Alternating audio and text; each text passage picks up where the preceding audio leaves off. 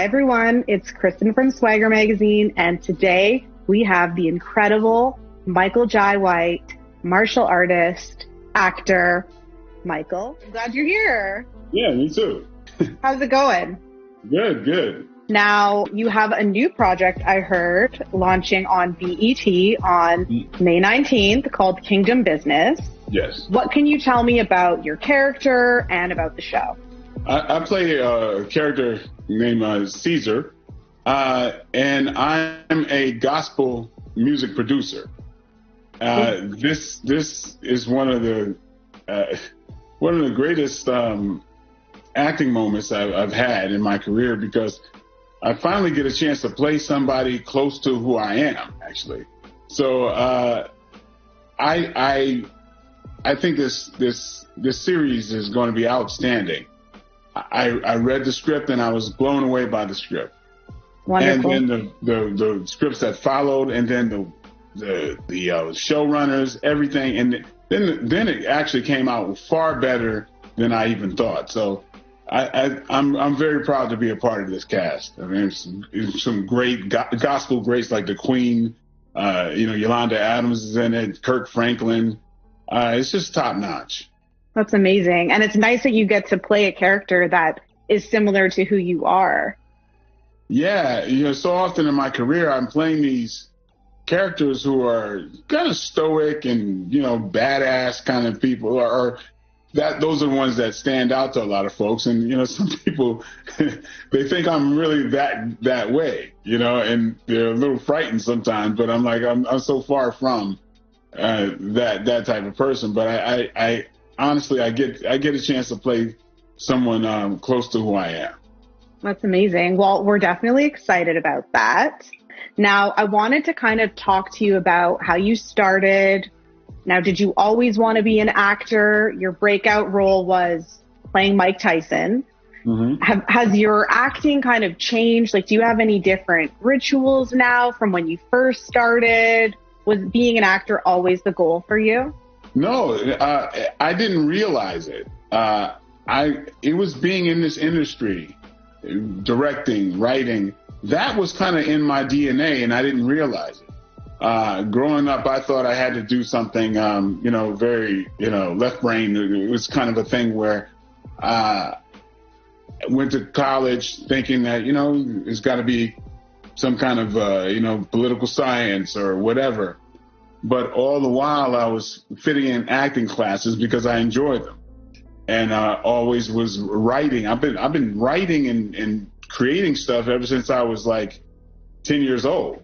So I naturally followed what I was doing all my life. So that I found what I was supposed to do. So you kind of you're passionate about acting, and that was a passion that came to fruition of a career for you. Yeah, I actually started directing things when I was 10, Oh, writing. wow. And so the whole thing, whether, the directing, acting, writing, all of that has always been in my DNA.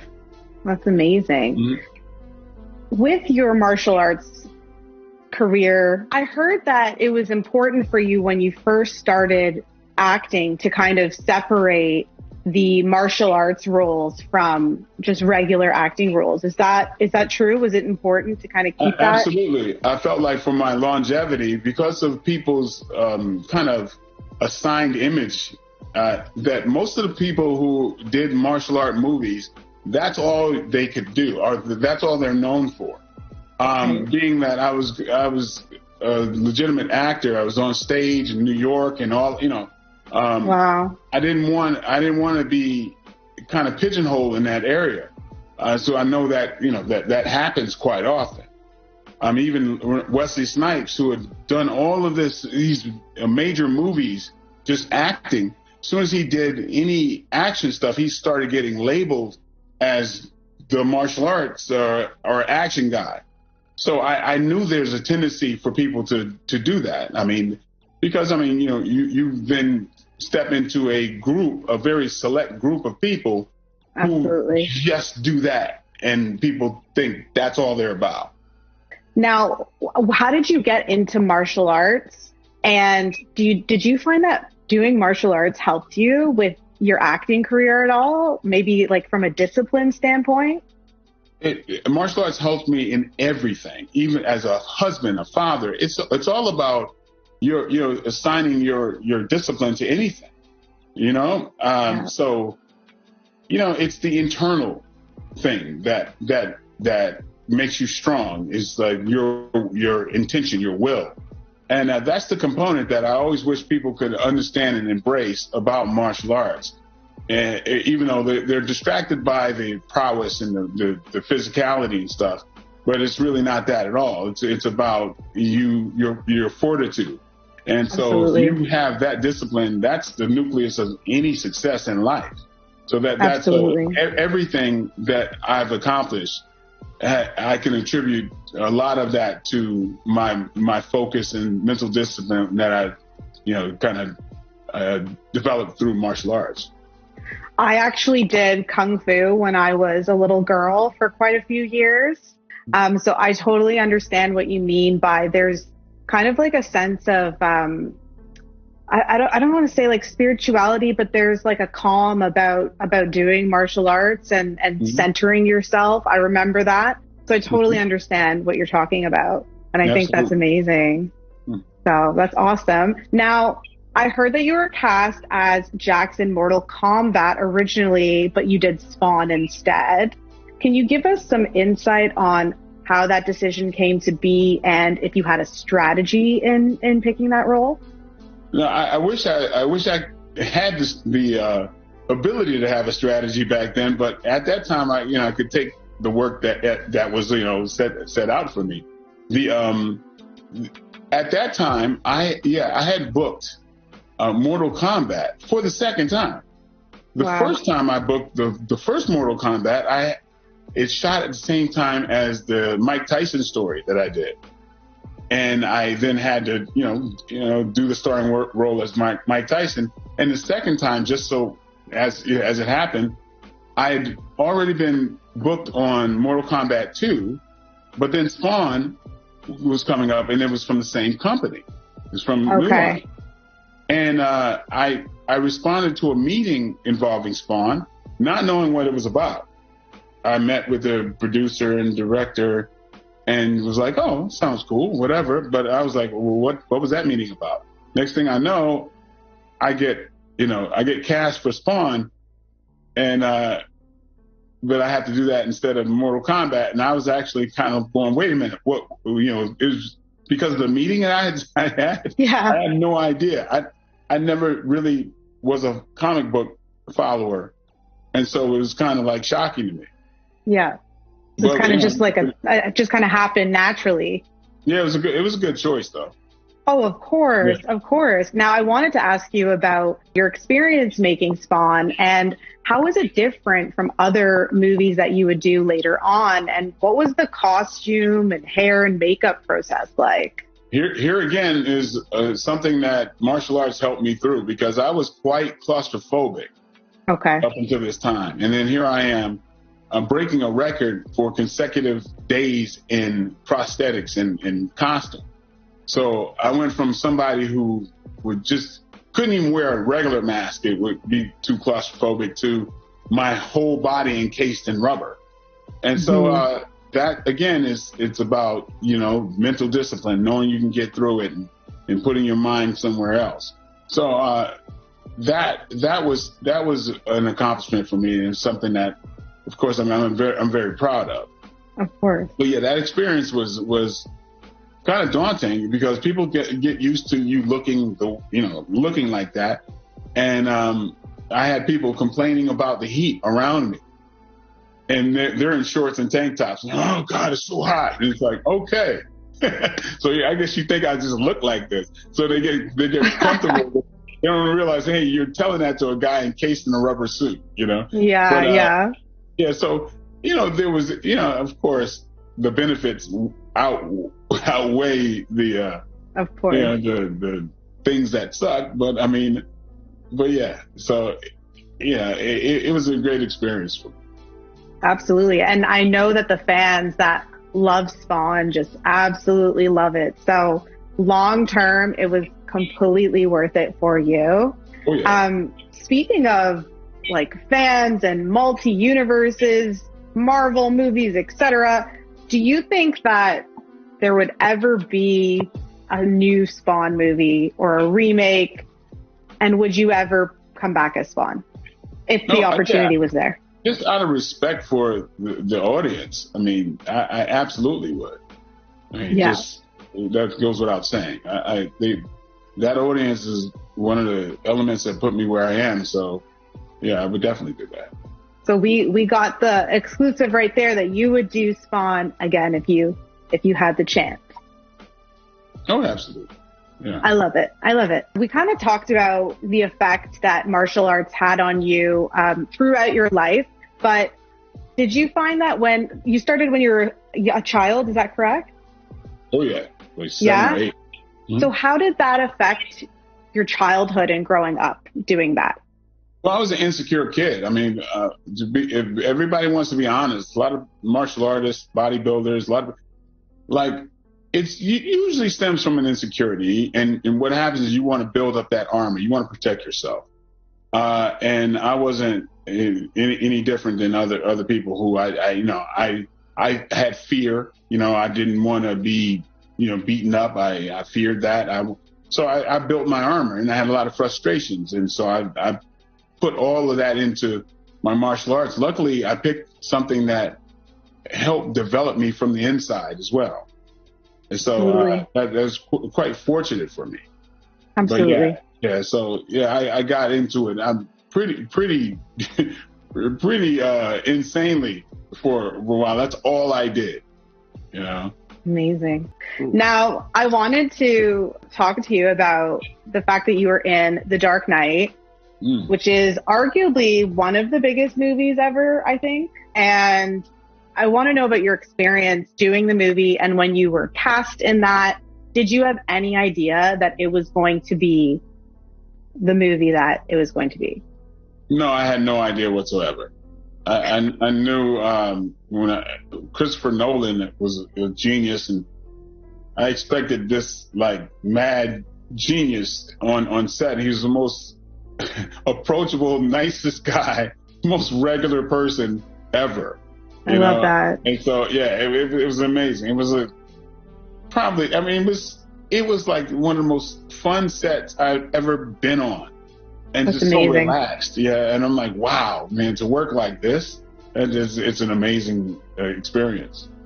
Now, you had scenes with Heath Ledger, who was the Joker. How was he in between takes? Was he in character the entire time? What was it like? No. He was like Chris Nolan. He was just so affable, and just we were doing because we were trading like magic tricks. We do all kinds of goofy stuff, like trying to snatch quarters off your elbow, and all these little like grown kids type of stuff. And he talked to everybody.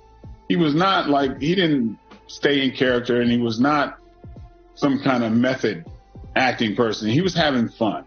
I think it shows in his performance. Because a lot of stuff is improv, so he's having fun. That's amazing. And it's such an incredible film. And I love your scenes. One of the famous scenes that you have with him is the famous Why So Serious, where he has the knife up to your mouth and he's telling you how he got his scars.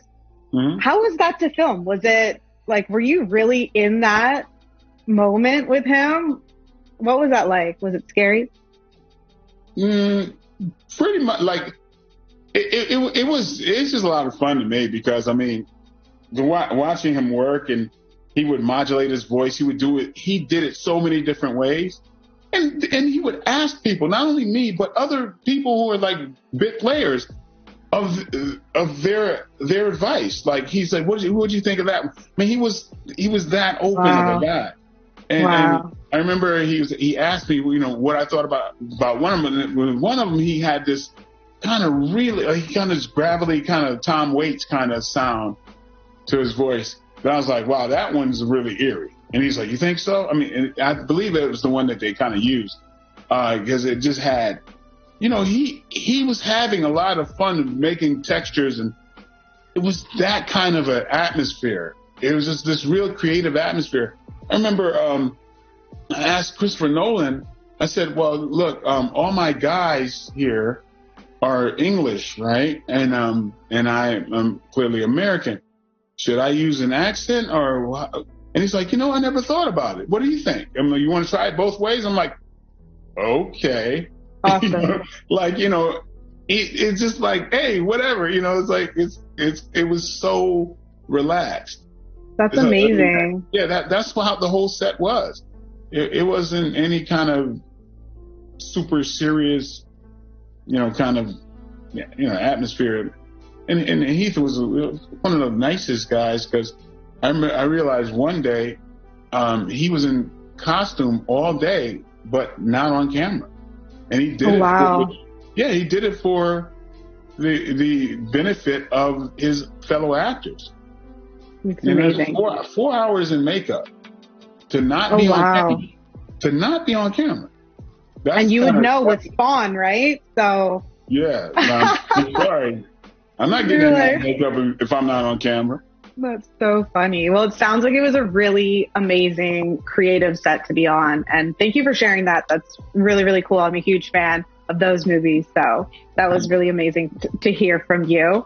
Now I want to hear about how you managed to stay in shape. Like, you're still in incredible shape. How do you practice your craft of martial arts? How do you combine that too when you're filming? It's a gift. It's a right. It's not a chore. I would feel, off balance if I didn't train, if I didn't work out. And it's I have so many reasons why, you can't keep me out of the gym or keep me out of working out, because I remember back in the day when I wanted to have this opportunity to be in top shape. Now I'm getting paid for it. So there's really no excuse. Yeah. And there's an expectation to my fan base that put me where I am. Absolutely. So, yeah, there's too many reasons. I'm so blessed that the way I look at it is, it's time to more so give back. So I'm trying to, I'm coming out with apps and things like that to kind of share. Since I've had to do this for a lifestyle, I want to share with other people how they can enhance their physicality and their health. So, Absolutely. That means a lot to me to, give back to those people I appreciate. Absolutely. I was going to ask you about your app, actually. What can fans and fitness enthusiasts expect from the app? Well, yeah, I'm going to be breaking down a lot of things for martial arts purposes, and it's going to be a really comprehensive thing, breaking down basics and why they work. There's a lot of different styles.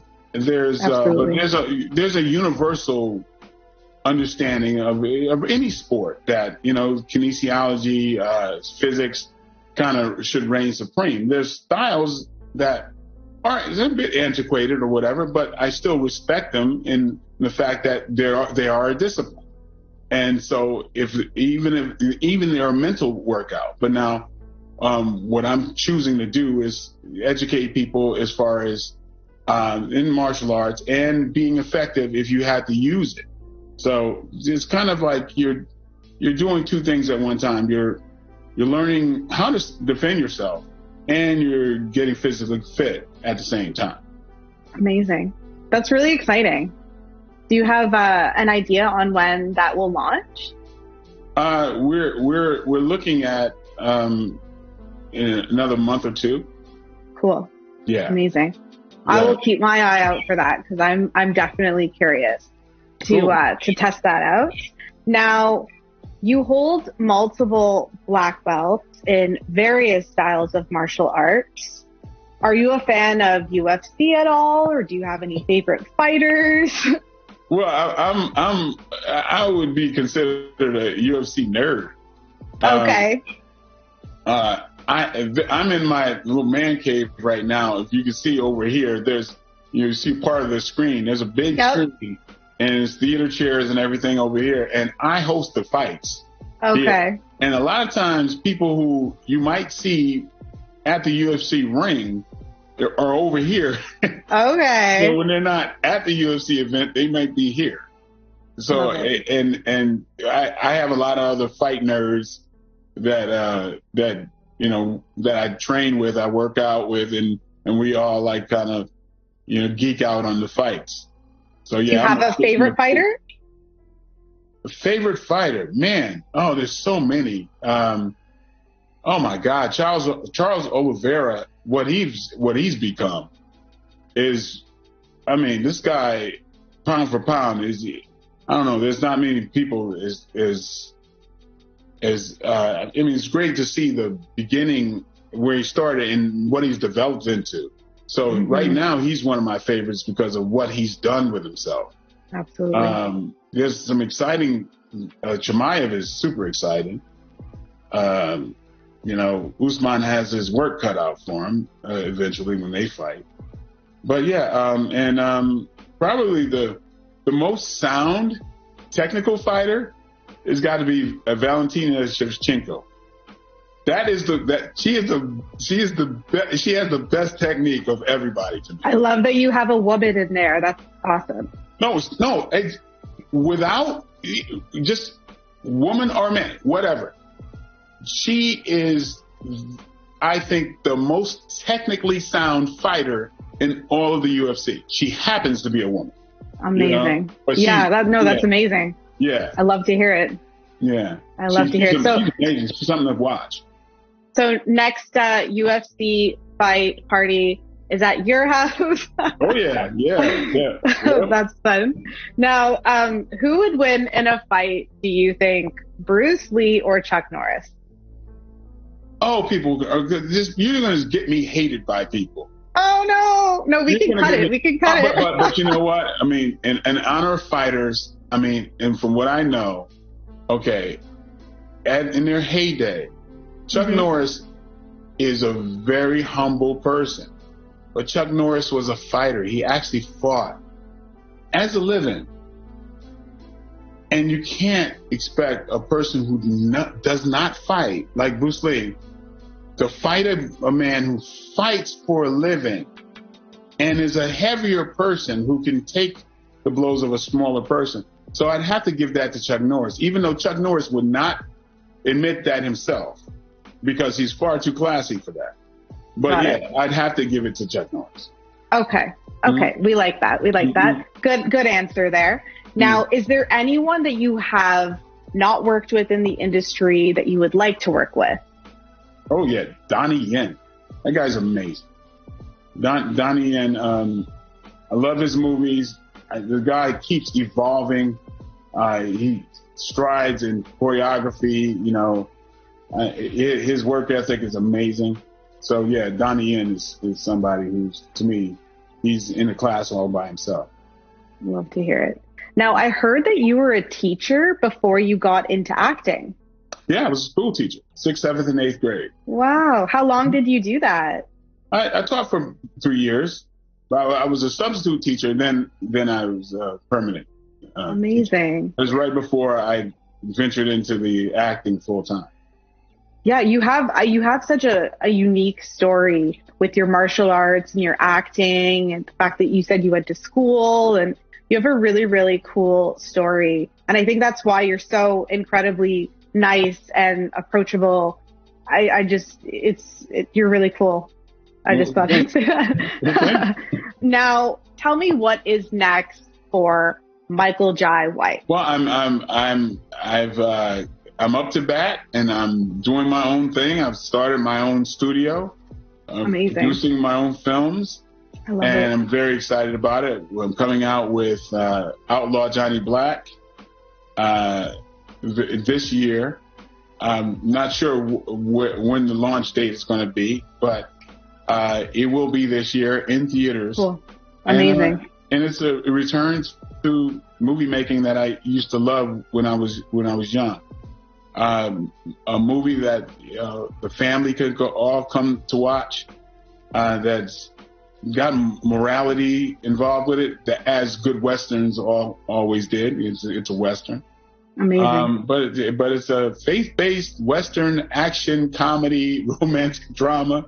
It's got all of that in there, and the test audiences have been they've been pretty excited. That's amazing. Yeah. Now, are you in this film, or are you doing production for it? No, I'm in the film. I'm the lead. You're in the film. You're the lead. The lead character. I wrote it. I produced it. Oh, amazing. I directed it. Oh, wow. So direct, wrote, star in this upcoming film that we have. Yeah, I'm basically doing the same thing I did when I was 10 years old. I love it. Mm-hmm. Full circle. Mm-hmm. That's amazing. Is there any other upcoming projects that we should know about that we can tell fans, or is that one the main one? And the BET. That's the BET Plus Kingdom Business. That's going to be the newest one. Okay. Got that, and definitely Outlaw Johnny Black is going to be that's going to be in the theaters, and we're going to be doing a lot of fun promotion for that thing. Amazing. There's a movie I wrote and starred in called As Good as Dead that I did in Mexico. That's kind of like a grown-up Karate Kid. Cool. And a movie called Dead Zone, sci-fi movie that'll be coming out. So I got quite a few things coming out. Sounds like it. Yeah. Amazing. Well, we cannot wait to see what you do next. Thank you so much for sitting down with us, the incredible, talented Michael Jai White that I'm sitting here with. We absolutely love you. Thank you. It was a pleasure talking with you, and I look forward to doing that again.